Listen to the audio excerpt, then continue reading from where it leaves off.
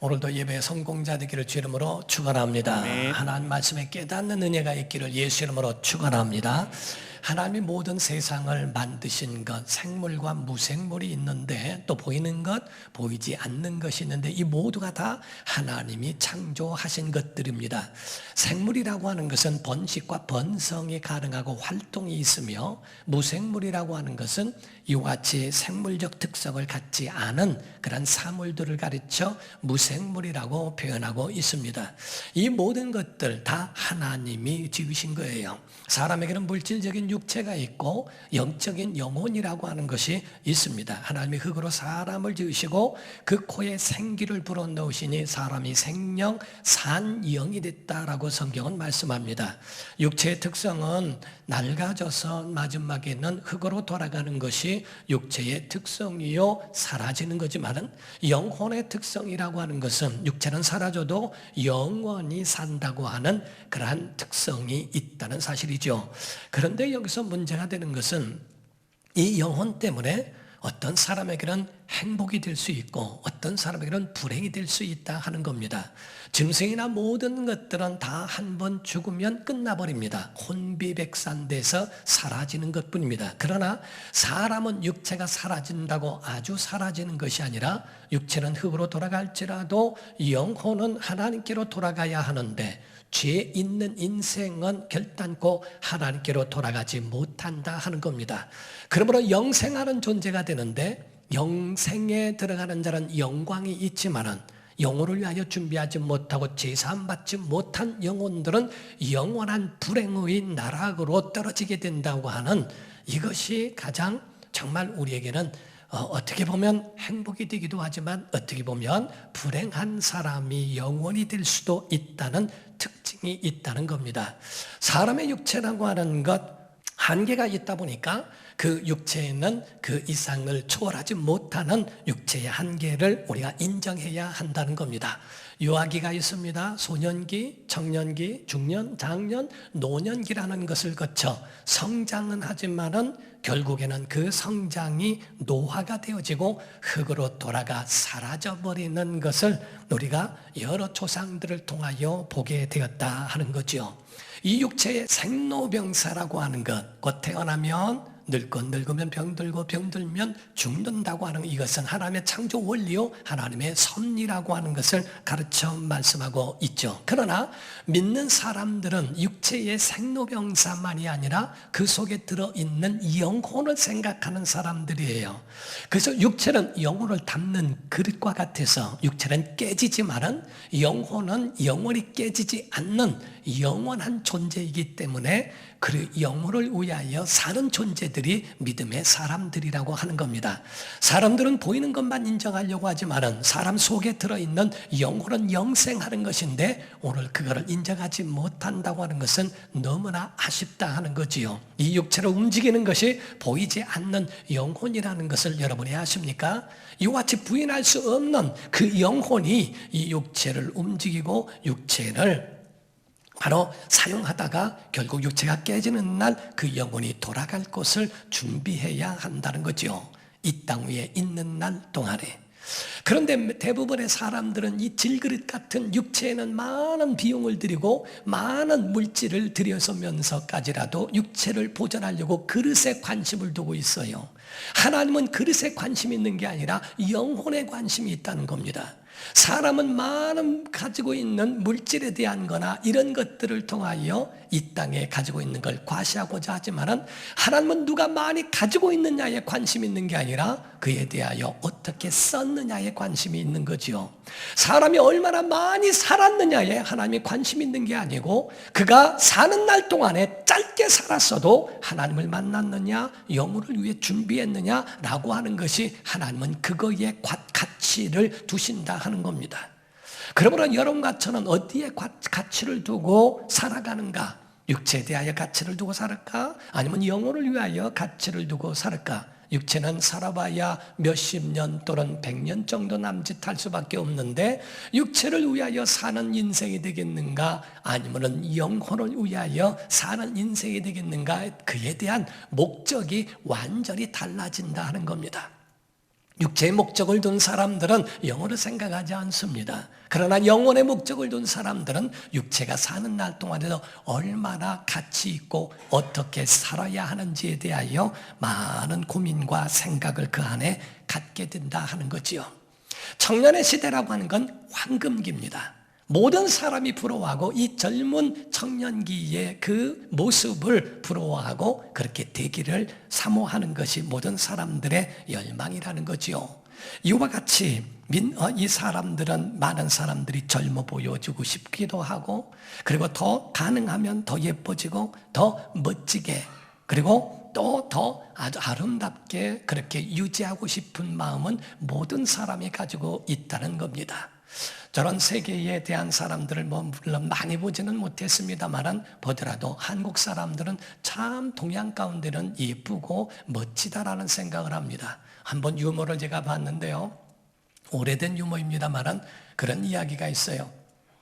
아주 잘생기고 아주 멋진 그런 남자와 아름답고 예쁜 여자가 둘이 만나서 결혼할 때 사람들이 그런답니다. 환상적이다 그런데요.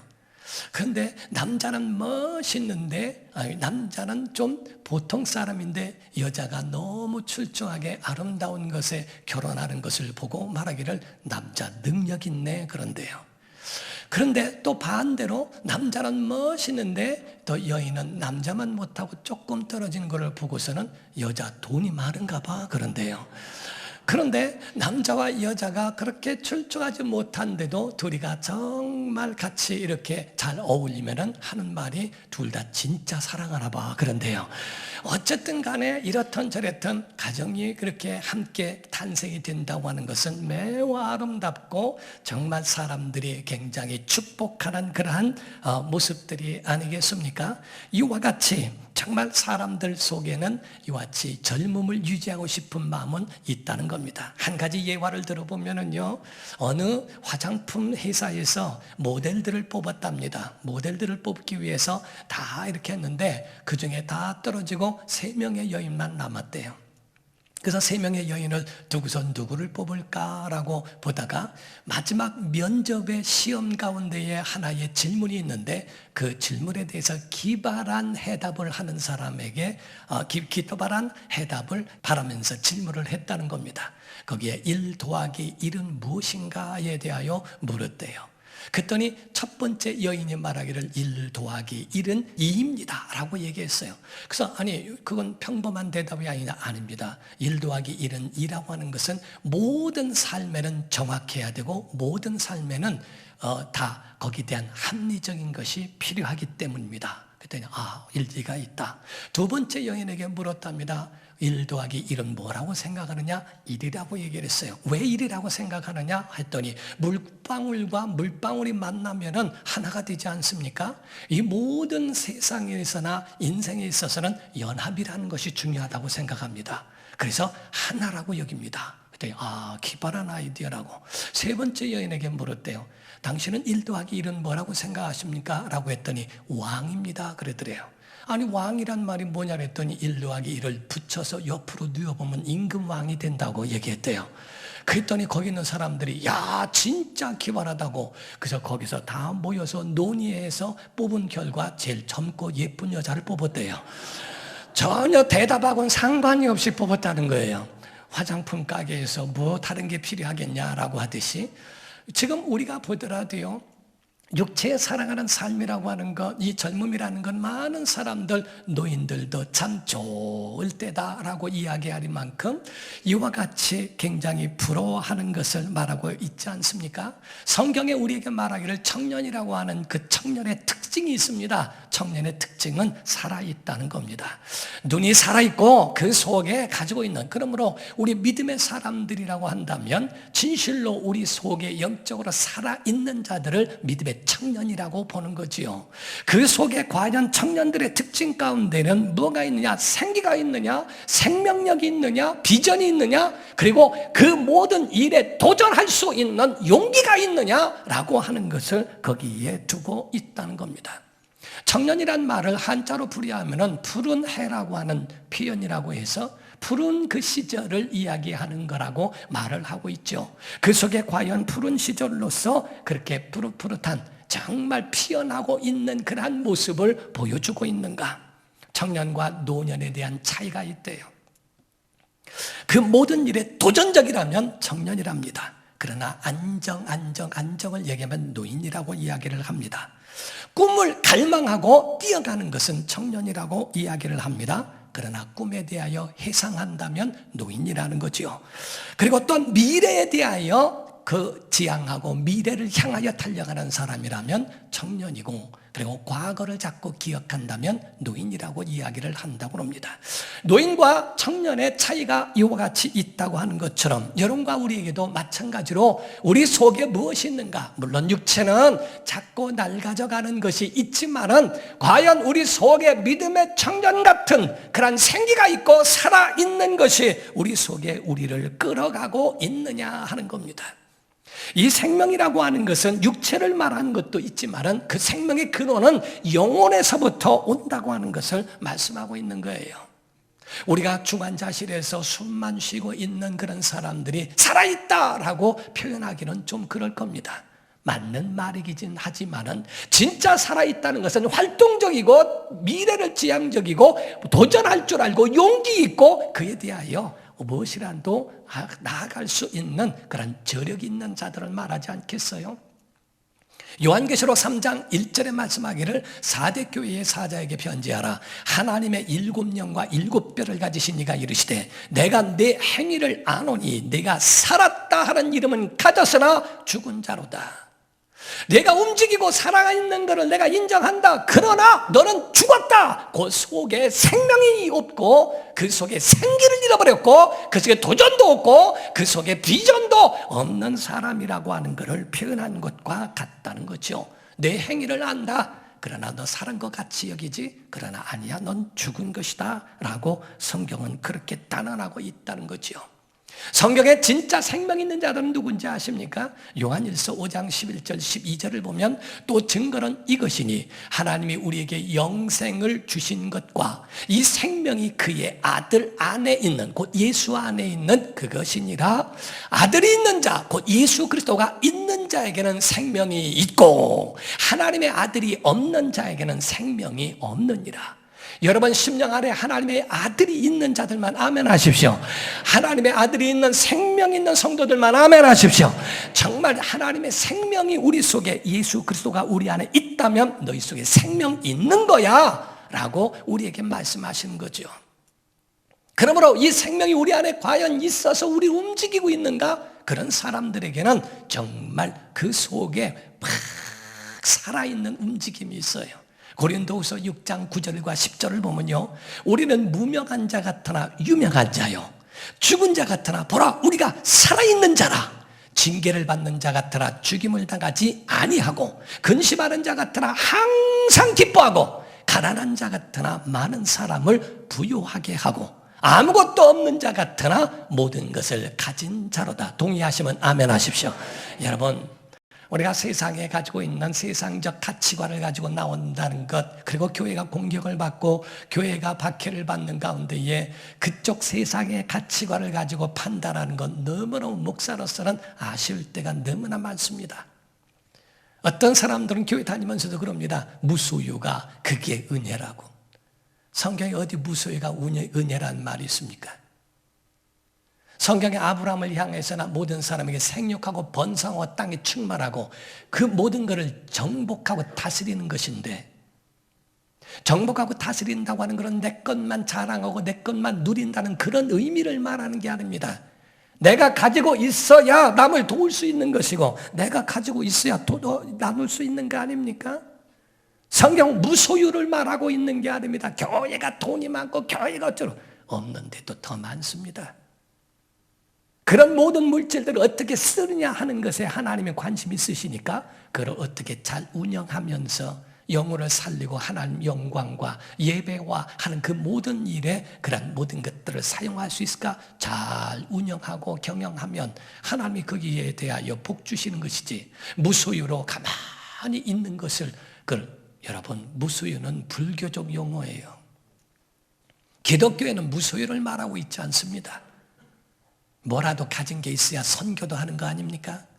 뭐라도 가지고 있어야 남을 돕는 거 아니냐 이 말이에요. 무소유로 살려면 무소유로 사세요. 난 하나님의 복으로 살 테니까.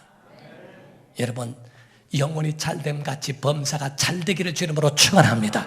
그냥 얻는 것을 은혜라. 얻는 것도 은혜예요. 그러나 그것을 추구할 필요는 없습니다. 우리가 욕심을 부리라는 것이 아닙니다. 하나님은 내게 주신 대로 우리에게 살아가는 동안에 필요한 것을 채워주신 것은 하나님의 주신 복이지 그거를 마다하는 것이 은혜는 아닙니다. 바로 우리는 무명한 자 같으나 유명한 자요, 근심하는 자 같으나 우리는 많은 사람을 부유하게 하는 사람이요 기뻐하는 사람들이라. 우리 속에 이와 같은 은혜가 있기를 주 이름으로 축원합니다.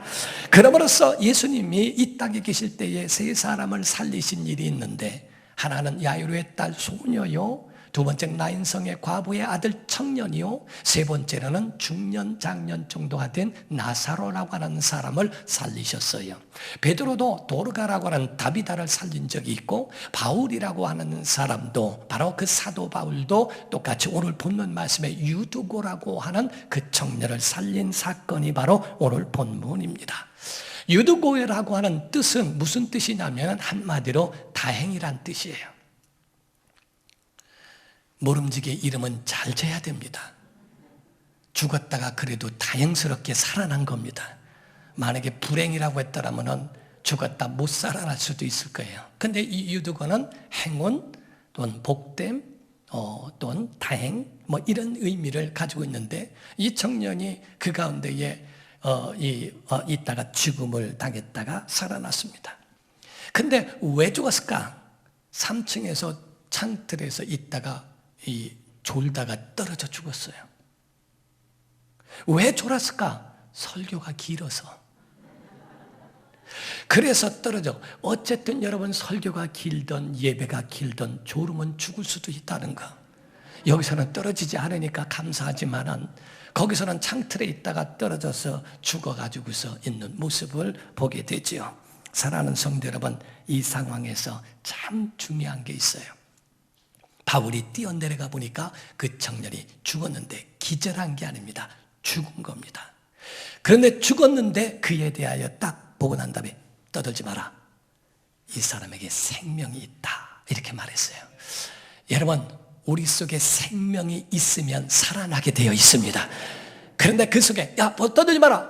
이게 생명이 있다. 만약에 생명이 있다는 것에 확신이 안 왔더라면 바울은 그를 살릴 수가 없었을 것이라는 겁니다. 오늘 본문 말씀 20장 10절에 보면 바울이 내려가서 그 위에 엎드려 그 몸을 안고 말하되 떠들지 말라, 생명이 그에게 있다라고 하는 확신의 말을 그에게 하게 됩니다. 제가 기억하는 것, 잊어버리지 않고 생생하게 기억하는 것 중에 하나는 20년 전의 이야기입니다.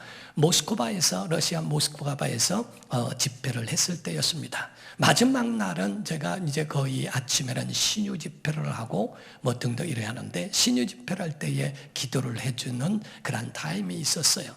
근데 러시아에 있는 러시아 분인데, 러시아 사람답지 않게 키도 크거나 이러지 않고 저보다도 키가 작고 한 할아버지 할머니 두 분이 오셨는데, 그 할머니가 병으로 고생을 많이 하는 분이었습니다. 근데 이 손을 들지 못하는 분이에요.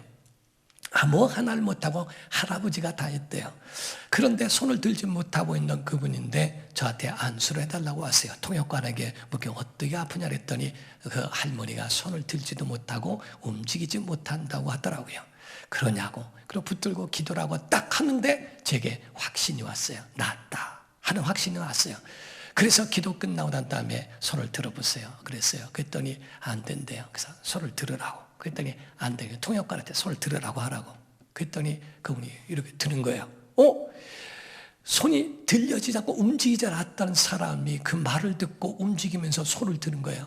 거기에 있는 사람들 전부가 울고, 그 할아버지가 자기의 아내 할머니를 보면서 펑펑 우는 겁니다. 제 한 식구도 그 가운데 같이 보면서 그 가운데 손을 드는 거, 너무너무 이런 일이 없었다고 하면서 울어가는 것이 있어요. 그 가운데에 정말 목회자에게도 그에 대한 확신, 바로 이에게 생명이 있다. 움직일 수 있다, 역사가 일어날 수 있다라고 하는 그러한 확신이 있는가? 이 사도 바울은 거기에 대하여 확신을 가진 겁니다. 예수님 당시에도 야이로의 딸에 대하여서도 잔다, 나사로에게 대하여서도 잔다라고 했다면 자니까 깨우러 간다라고 예수님 말씀하죠. 확신이 있는 거예요. 그래서 야이로의 딸에 대하여 잔다라고 얘기했더니 사람들이 죽은 것을 아는 거로 비웃더라라고 되어 있습니다. 성경에 보게 되면 마가복음 5장 35절 36절을 먼저 보면 아직 예수께서 말씀하실 때에 해당장의 집에서 사람들이 와서 해당자에게 이르되 당신의 딸이 죽었나이다. 어찌하여 선생을 더 괴롭게 하나이까? 예수께서 그 하는 말을 곁에서 들으시고 해당자에게 이르시되 두려워하지 말고 믿기만 하라 하시고 라고 말씀합니다. 38절 42절까지입니다.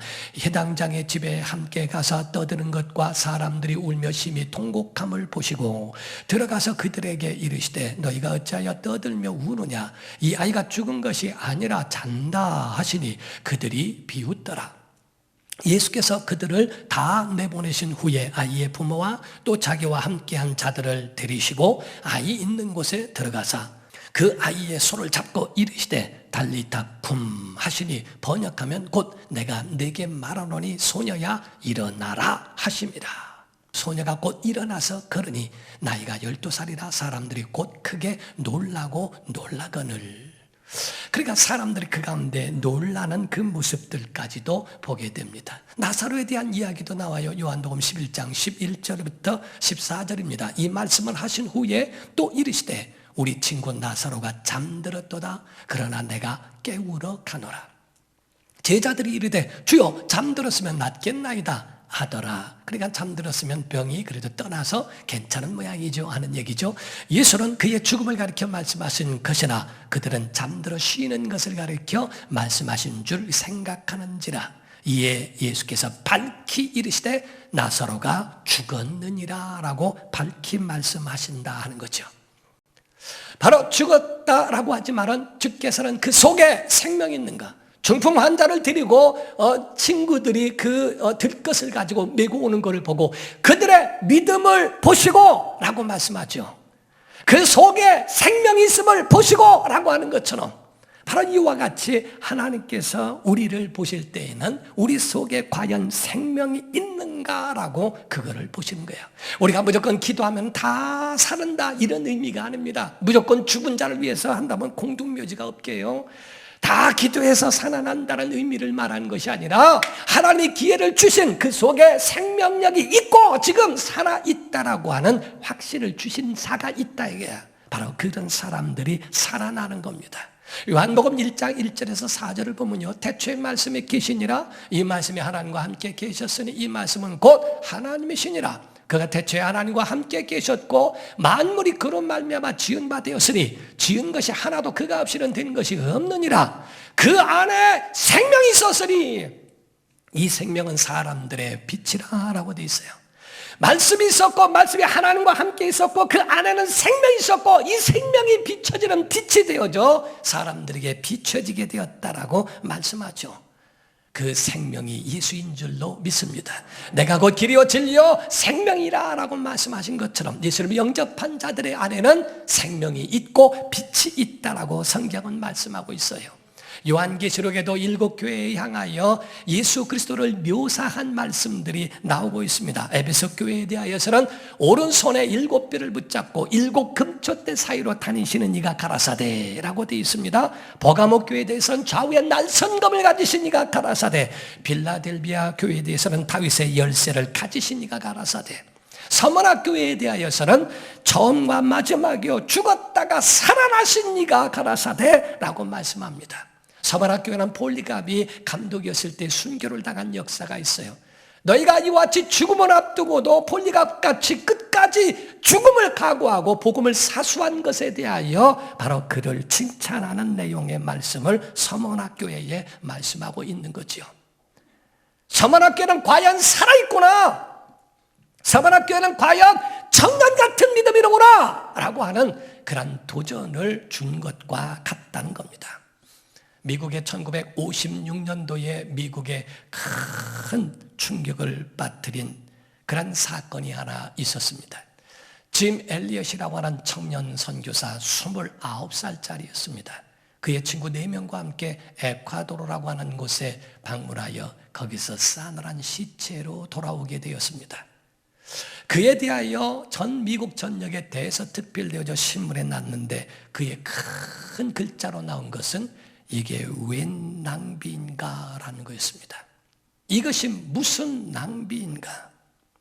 휘튼 대학교를 수석으로 졸업한 수재가 이렇게 허망하게 세상을 떠나다니 이것이 무슨 낭비인가 라고 하는 그때 20살의 초반에 그 짐 엘리엇의 그런 부인이 이야기하고 거기에 항변을 합니다. 낭비라니요.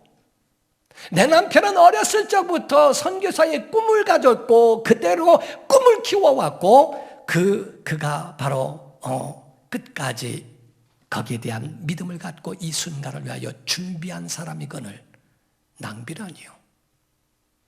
이후로는 내 남편의 죽음을 낭비라고 하지 마십시오. 우리 남편은 이를 위하여 준비됐고 그 뜻을 이룬 겁니다 라고 얘기했습니다. 그리고 그 부인은 20살의 그 20대 초반의 여인인데도 1살짜리 2살짜리 아이를 품에 안고 에콰도르 자기 남편이 있는 선교지로 갑니다. 그 사람들은 외부인들이나 이런 사람들을 죽이고 해서 그냥 잔인하게 죽이는 그런 사람들이었지만은 그들의 철칙 가운데 아이와 여자는 죽이질 않는데요. 그래서 그 부인과 그 아이가 그 안에 들어가서 거기에 선교사로 들어가 그들에게 복음을 전하는데 짐 엘리엇과 그 친구들을 죽였던 그 5명 중에 4명은 목사가 되고 50년 뒤에는 그 마을 전체가 다 예수 그리스도를 영접한 1000명 이상이 예수님을 영접한 곳이 됐다라는 이야기를 합니다. 낭비라니요. 29살의 청년이 29살에 된 젊은 인생이 그 가운데에 하나님의 말씀에 대한 선교사의 꿈을 가지고 거기에 들어가 그곳에서 이와 같이 복음의 열매를 맺었는데 낭비라니요. 그의 죽음을 낭비라고 말하지 말라고 한 그 말씀에 굉장한 그런 큰 열매를 우리가 보고 있는 것을 말합니다. 에스겔서 37장 우리가 1절에서 3절을 보면 여호와께서 권능으로 내게 임재하시고 그의 영으로 나를 데리고 가서 골짜기 가운데 두셨는데 거기 뼈가 가득하더라. 나를 그 뼈 사방으로 지나가게 하시기로 본즉 그 골짜기 지면에 뼈가 심이 많고 아주 말랐더라. 그가 내게 이르시되 인자야 이 뼈들이 능히 살 수 있겠느냐 하시기로 내가 대답하되 주 여호와여 주께서 아시나이다 라고 이야기를 합니다. 5절입니다. 주 여호와께서 이 뼈들에게 이같이 말씀하시기를 내가 생기를 너희에게 들어가게 하리니 너희가 살아나리라 라는 말씀을 하죠. 8절에서 10절입니다. 내가 또 보니 그 뼈에 힘줄이 생기고 살이 오르며 그 위에 가죽이 덮이나 그 속에 생기는 없더라. 또 내게 이르시되 인자야 너는 생기를 향하여 대언하라. 생기에게 대언하여 이르기를 주 여호와께서 이같이 말씀하시기를 생기야 사방에서부터 와서 이 죽음을 당한 자에게 불어서 살아나게 하라 하셨다 하라. 이에 내가 그 명령대로 대언하였더니 생기가 그들에게 들어가매 그들이 곧 살아나서 일어나 서는데 극히 큰 군대더라라고 되어 있습니다. 살아나는 성대로는 그 에스겔 골짜기의 마른 뼈도 하나님의 말씀을 대언하니까 그 뼈들이 이 뼈 저 뼈가 들이맞아서 군대를 이루고 생기가 들어감으로써 큰 군대를 이루는 그 역사를 보게 되지 않습니까?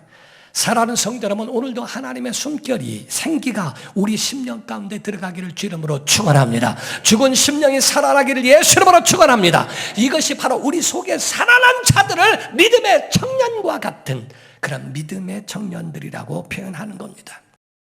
시편 110편 3절입니다. 주의 권능의 날에 주의 백성이 거룩한 옷을 입고 즐거이 헌신하니 새벽 이슬 같은 주의 청년들이 죽게 나오는도다. 새벽 이슬 같다고 하는 것은 중동 지방에서는 건기 때는 비가 오지 않습니다. 비가 오지 않을 때는 이슬이 내리는데 해가 뜨기 전에 이슬이 내려진 조용히 내린 그 이슬로 산천초목도 살고 그거로 식수도 하는 거거든요. 바로 이와 같은 새벽 이슬 같은 하나님의 은혜가 심령들 가운데 청년들에게 나타나니까 그들이 하나님 앞으로 나오더라는 거죠. 이 청년들이 하나님 앞으로 나오는 자들이 많으면 나라가 살게 되어 있고요, 교회가 살게 되어 있고요, 지역과 모든 나라와 세계를 살릴 수 있는 엄청난 은혜가 있어요. 여러분, 청년 때에 그 때를 잃어버리지 마십시오. 죄에 더 짓고 망가질 대로 다 망가지고 없을 거 없어지고 그리고 난 다음에 하나님 앞에 돌아오지 마십시오. 지금 있을 때, 지금 하나님이 건강 주셨을 때 하나님께로 돌아와야 됩니다. 주일에 하나님께로 돌아오기를 주 이름으로 축원합니다. 여러분의 발걸음이 복이 있어야 됩니다. 복음을 전한 자들의 발이 아름답도다 라고 하는 것처럼 마태복음 7장 13절 14절엔 이렇게 말합니다. 좁은 문으로 들어가라. 멸망으로 인도하는 문은 크고 그 길이 넓어 그리로 들어가는 자가 많고 생명으로 인도하는 문은 좁고 길이 협착하여 찾는 이가 적다고 말씀을 합니다.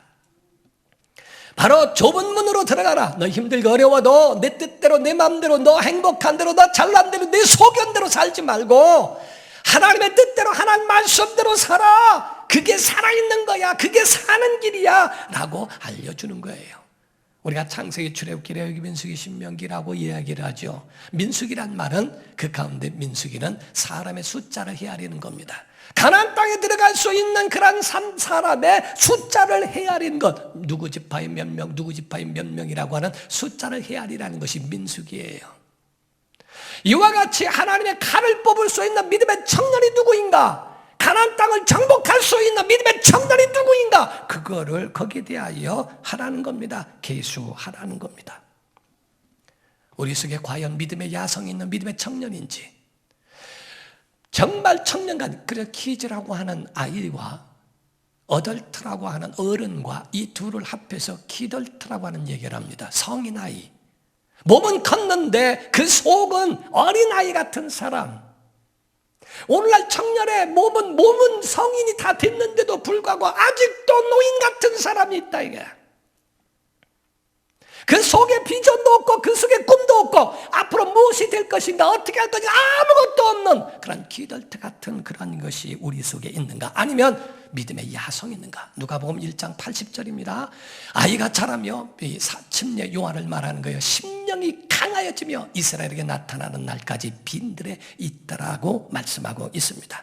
그러므로 요한일서 2장 14절에도 말씀했어요. 아이들아, 내가 너에게 쓴 것은 너희가 아버지를 알았으며, 아비들아, 내가 너에게 쓴 것은 너희가 태초부터 계신 이를 알았으며, 청년들아, 내가 너에게 쓴 것은 너희가 강하고 하나님의 말씀이 너희 안에 거하시며 너희가 흉악한 자를 이기었음이니라 라고 이렇게 말씀합니다.